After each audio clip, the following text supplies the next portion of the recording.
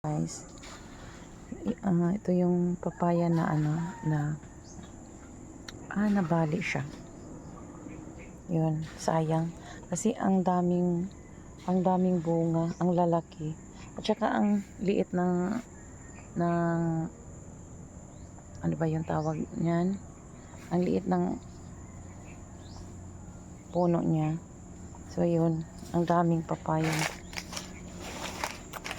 ang dami. Mahulog guys. Ano ba to? May hinog na pala. Makain na yan. Crunchy na to. Makakain na yan guys.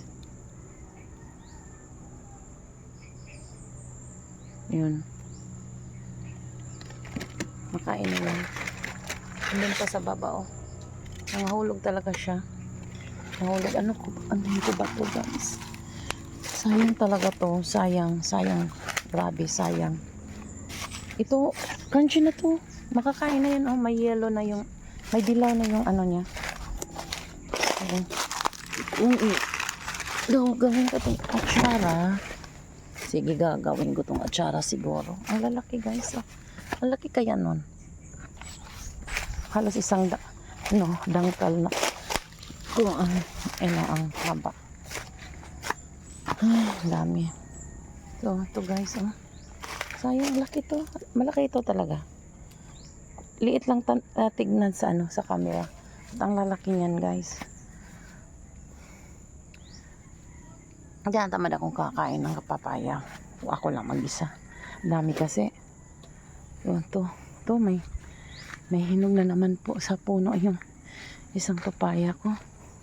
Hindi ko na talaga noon binavalue ko talaga yung papaya kasi yun kinakain na nga ng mga ibon yung mga hinog ng mga papaya kasi hindi na naasikaso, hindi na. Sayang talaga kasi noon dati kasi taka talaga ako sa papaya kasi nag-isa lang yung papaya, wala bibilhin pa. Dito ang dami. Hindi ko to tinanim. Kusa lang tong sumibol. Kasi siguro sa mga mga ibon. Ito, yun. Kino-cultivate ko na lang. Pag nakita kong may tumubo na fruits, kino-cultivate ko at saka sinuportahan. Kaya ayun, lumaki. Sayang talaga ng papaya guys. Wala kasi akong kasama na magtulong sa akin. Gagawa ng atsara, ang sarap kaya nun guys. Marunong akong gumawa ng atsara guys. And thank you guys for watching. Thank you.